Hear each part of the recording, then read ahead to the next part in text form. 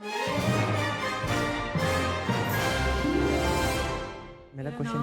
دو سوال ہیں. آپ سے یہ پوچھنا چاہتا ہوں. جی پوچھیں کا دن ہے, آپ پوچھیں. بہت سارے موضوعات ہیں, آپ کے سوالات ہمارے جوابات.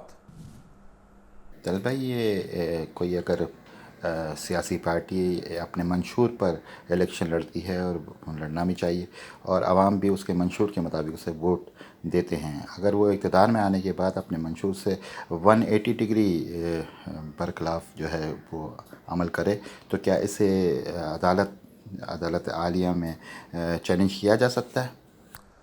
اگر آپ بطور انڈیپینڈنٹ سٹیزن جائیں اور سیاسی فراڈ اور مس لیڈنگ پرومسز کا کیس بنا کے لے کے جائیں, تو ممکن ہے کہ عدالت عالیہ اگر خاص موڈ میں ہے تو اس کو ایکسیپٹ بھی کر لیں.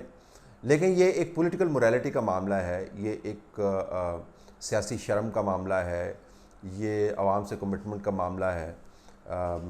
اخلاقی طور پر سیاسی دھوکہ بازی کے زمرے کے اندر یہ آتا ہے. ہوتا ہے حکومتیں پرومس کرتی ہیں اور 1 2 3 4 5 چیزوں میں سے 1 2 نہیں کر سکتی, لیکن یہ بہت کم ہوا ہے کہ آپ سینکڑوں وعدے کر کے آئیں اور ان میں سے ایک بھی پورا نہ کریں, اور ہر چیز کا جواب آپ یہ دیں جی کہ کرپٹ کو نہیں چھوڑوں گا.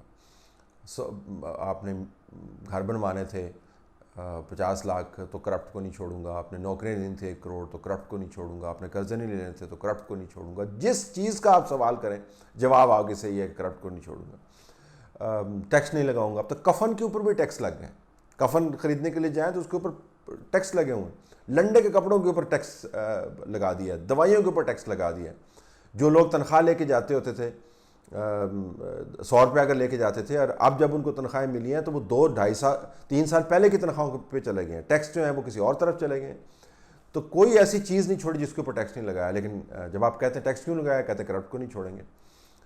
تو جس ملک کے اندر سے سیاسی حیا اٹھ جائے اس میں پھر اخلاقی آرگومنٹ کرنا تو بہت ہی مشکل ہے. تو آپ اخلاقی آرگومنٹ کر رہے ہیں, لیکن لیگلی اگر آپ اس کو بطور سٹیزن پرسو کرنا چاہتے ہیں تو اگر کورٹ جس طرح میں نے کہا کسی خاص موڈ میں ہوئی تو ہو سکتا ہے ایکسیپٹ کر لیں. سر میرا سوال یہ ہے کہ یہ جو تاجر برادری کا احتجاج ہو رہا ہے, آج کل ہڑتالیں ہو رہی ہیں, ایک سائڈ سے تاثر دیا جا رہا ہے کہ یہ مہنگائی کے خلاف احتجاج ہے, دوسری سائڈ سے تاثر دیا جا رہا ہے کہ یہ ٹیکس نہ دینے کا کوئی ان کا نہیں ہے مسئلہ. ان کا اصل پرابلم یہ ہے کہ وہ اپنے کاروبار کو رجسٹر نہیں کروانا چاہتے. اگر وہ رجسٹر ہو جائے گا تو گورنمنٹ کے ریکارڈ پہ ان کی سیل آ جائے گی اور اس مطابق پھر ان کو ٹیکس دینا پڑے گا. تو بیسیکلی یہ کالا دھن کو کور کرنے کے لیے, پردہ ڈالنے کے لیے یہ ہڑتال کی جا رہی ہے, نہ کہ مہنگائی کے خلاف. تو آپ کا اس بارے میں کیا خیال ہے؟ اس میں پارشلی آپ ٹھیک بات کر رہے ہیں. اگر میں ٹیکس پیئر ہوں, ہر چیز پہ ٹیکس دیتا ہوں, تو جو میرے ٹیکس دیے ہوئے خرید کے اوپر پیسہ بنا رہا ہے اس کو بھی ٹیکس دینا چاہیے. تو یہ ایک ایشو ہے, ڈاکومنٹیشن بزنس کی از اے بگ ایشو, یہ کنسرن ہے. لیکن اس کے ساتھ ہمیں یہ بھی ماننا چاہیے کہ یہ واحد کنسرن نہیں ہے. ٹیکس کی ریشو بہت بڑا کنسرن ہے, ٹیکس کا پروسیجر ایک بہت بڑا کنسرن ہے. اور یہ سوچنا کہ پاکستان کے اندر ہر خریدار جو ہے وہ بڑا امانت دار ہے اور ایماندار ہے اور اپنا آئی ڈی کارڈ جو ہے جیب میں لے کے پھر رہا ہے اور اپنا آئی ڈی کارڈ رجسٹر کروائے گا, یہ پروسیجر بہت ہی کمپلیکس ہے. اور ٹیکس کی ریشوز بہت بڑا ایشو ہے. بطور ٹیکس پیئر میں بھی سمجھتا ہوں ٹیکس کی ریشوز نے کمر توڑ کے رکھ دی ہے. اب تو بین الاقوامی نیوز ایجنسیز نے بھی کہنا شروع کر دیا ہے کہ متوسط طبقے اور نچلے طبقے اور متوسط طبقے سے ذرا اوپر کے طبقے کو مکمل طور پر کچل دیا گیا. یہ الفاظ استعمال ہو رہے ہیں بین الاقوامی خبر رساں جو ایجنسی ہیں ان کے تجزیوں کے اندر. تو وہ بھی بہت بڑا ایشو ہے. جس طریقے سے یکدم پہاڑ توڑا گیا ہے وہ بھی ایک بہت بڑا ایشو ہے. تو صرف ٹیکس ڈاکومنٹیشن آف اکانومی جو کر رہے ہیں اس سے بچنے کا معاملہ نہیں ہے, وہ معاملہ ضرور ہے. اور بھی بہت سارے ایشوز ہیں. جس طریقے سے دھمکیاں دی جا رہی ہیں اور دھونس اختیار کی جا رہی ہے بطور اسٹریٹجی, وہ بھی ایک ایشو ہے. تو ملٹیپل ایشوز ہیں, but I agree with you کہ یہ ٹیکس نہ دینے کا بھی ایک اہم موٹیو ہے جو اس اسٹرائک کال کے مطالبات کے اندر موجود ہے. ایک سوال پوچھنا تھا جس کی ہمیں سمجھ نہیں آ رہی کہ سینٹ میں حکمران اتحاد اقلیت میں ہے اور اپوزیشن اتحاد اکثریت میں ہے، مگر ریاست مدینہ کے وزیر اعظم جناب عمران خان نیازی صاحب فرماتے ہیں کہ چیئرمین کے خلاف تحریک عدم اعتماد ناکام ہوگی۔ پوچھنا یہ تھا کہ کیا کوئی نیا ریاضی یا نیا الجبرا ایجاد ہو گیا جو اقلیت کو اکثریت میں بدل دے گا، یا کہ پھر محکمہ زراعت کی خدمات حاصل کی جائیں گی جس سے یہ معجزہ رونما ہوگا؟ آئی ڈونٹ نو جی کس محکمے کی جو ہے وہ خدمات حاصل کی جائیں گی، لیکن عمران خان کے موکل اور پیر سارے تگڑے ہیں، تو وہ 2 کا 20 بھی کر سکتے ہیں اور 20 کا 40 بھی کر سکتے ہیں، اور اس وقت طاقت میں ہیں، کچھ بھی کر سکتے ہیں۔ تو ریاضی تو ایک عجیب و غریب قسم کا سبجیکٹ ہے پاکستان کے اندر، اس کی کوئی اہمیت نہیں ہے۔ یہ ریاضی جو ہے یہ 2018 کے انتخابات کے اندر کامیاب نہیں ہوا، یہ دوسرے معاملات میں کامیاب نہیں ہوا، تو یہ ریاضی سنجرانی صاحب کے معاملات میں کیوں کامیاب ہو جائے گا؟ ریاضی کی پاکستان کو بالکل کوئی فکر نہیں ہے، ہم ریاضی کی ایسی کی تیسی کر دیں گے، آپ دیکھیے گا۔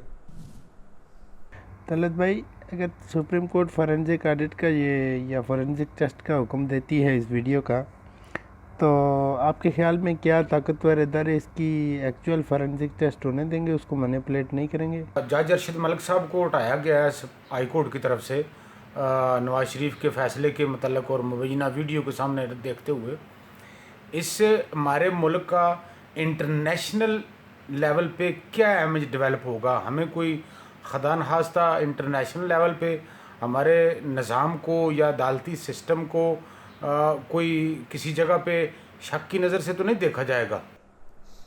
اگر شک کی نظر سے دیکھا جاتا تو ہمیں کیا فکر ہے جی؟ ہم تو بالکل تمام فکروں سے آزاد ہیں۔ ہم نے جو پچھلے سالوں میں کیا ہے اس سے جو امیج کو ڈنٹ لگا ہے اور جو لوگ بات کرتے ہیں، ہمیں کوئی فکر ہی نہیں ہے۔ ہمارا خیال ہے کہ عوام پر اثر ہی نہیں ہوتا۔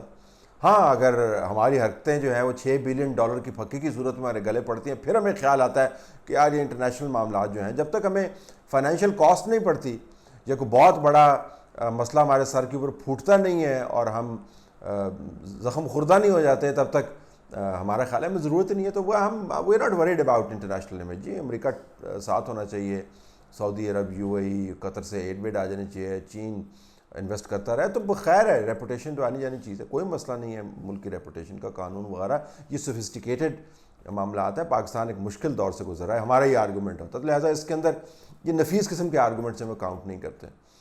اب فورینزک آڈٹ کا جو ذکر ہے، میرے خیال ہے کہ فورینزک آڈٹ ہوا ہے اور اس کی جو رپورٹ ہے وہ اس ویڈیو کو صحیح ثابت کرتی ہے میری معلومات کے مطابق۔ اب جو رپورٹ سامنے آئے گی اس کا مجھے علم نہیں ہے۔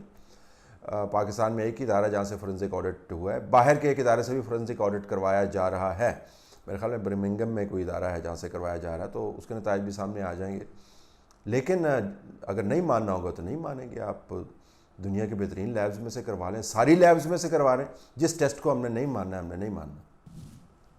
طلعت صاحب، آپ سے یہ پوچھنا تھا، یہ ارشد ملک کی جس نے ویڈیو بنائی وہ تو اریسٹ ہو گیا ہے، ویسے تو ویڈیو کسی کی بغیر پوچھے بنانا انلیگل ہوتا ہے، لیکن یہ میں نے آپ سے پوچھنا تھا، میں ایک کل ویڈیو دیکھ رہا تھا سوشل میڈیا پہ، گیسٹ ہاؤس میں پولیس والوں نے چھاپا مارا اور انہوں نے سب کی ویڈیو بنائی اور وہ انہوں نے ریلیز بھی کر دی، تو یہ کیا وہ بھی گرفتار ہوں گے؟ اور وہ ایسا کیوں کرتے ہیں؟ کیا ان کے ساتھ لیڈیز بھی نہیں ہونی چاہیے تھی ان کو اریسٹ کرنے کے لیے؟ بعض ویڈیو بنانا جو ہے وہ پاکستانی سیاست کے قانون کے تابع جو ہم نے خود بنایا ہوا ہے جائز ہے، اور بعض جو ہیں وہ ناجائز ہیں۔ تو اگر آپ جائز قسم کی غلط ویڈیو بنا رہے ہیں تو پھر وہ جائز ہے، اور اگر آپ ناجائز قسم کی غلط ویڈیو بنا رہے ہیں تو پھر وہ غلط ہے۔ لہٰذا اس میں کوئی اصول کار فرما نہیں ہے، یہ نظریہ ضرورت کے تحت ویڈیوز کا بنانا یا نہ بنانا دوسرے معاملات کی طرح اچھا ہے برا سمجھا جاتا ہے۔